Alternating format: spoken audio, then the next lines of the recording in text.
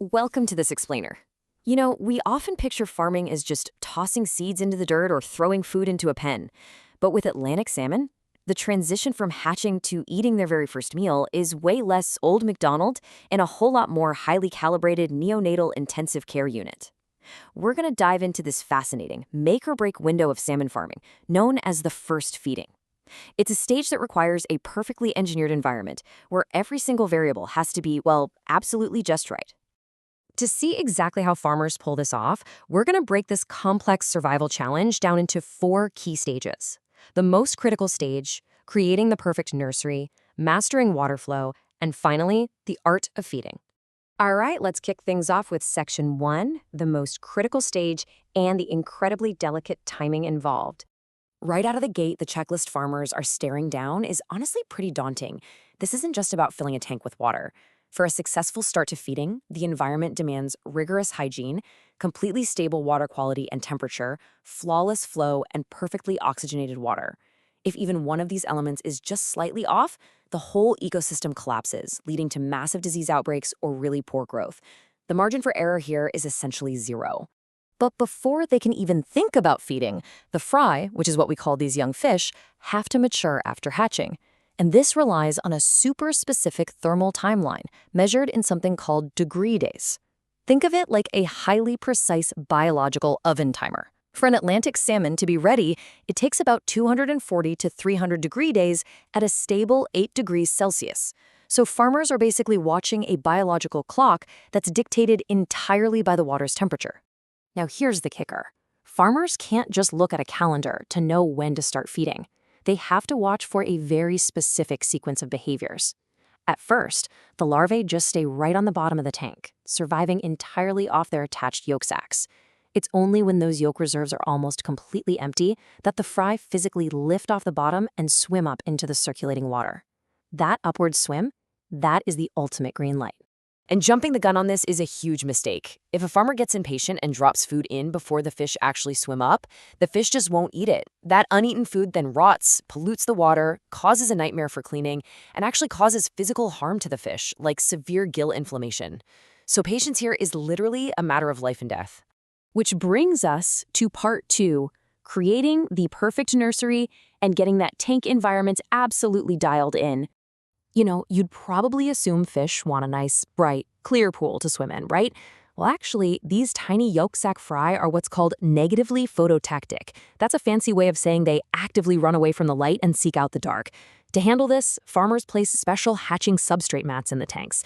These mats give the fry the dark little resting places they crave, and they also slow down the water flow near the bottom, creating this perfectly comfortable environment for them to rest without getting exhausted. And the actual shape of the nursery itself? Yeah, that's absolutely huge. Circular tanks are the undeniable gold standard here. A circular design creates this continuous, self-cleaning vortex of water that naturally sweeps waste right to a central drain. Square tanks, on the other hand, with their rigid corners, are a complete recipe for failure. They create these stagnant dead zones where water just sits, waste builds up, and disease inevitably takes over. It's not a set-it-and-forget-it deal either. Farmers ingeniously control this dynamic environment by starting out with really shallow water, like just 10 to 40 centimeters deep, so they can keep a close eye on the fish. Then, to raise the water level as the fish grow stronger, they use a brilliantly simple tool, an external standpipe with holes drilled at different heights.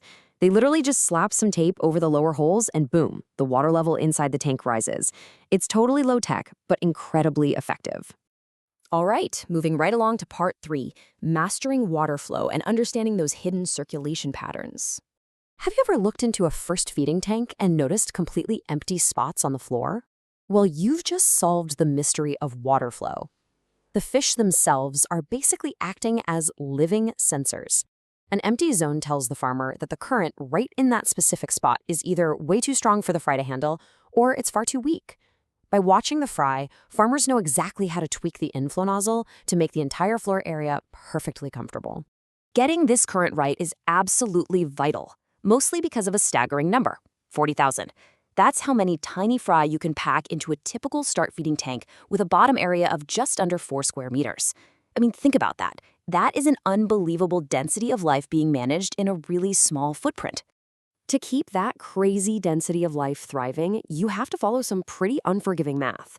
For a tank that size, holding those 40,000 fry, the golden rule is exactly 1 liter of water per minute for every 1,000 fish.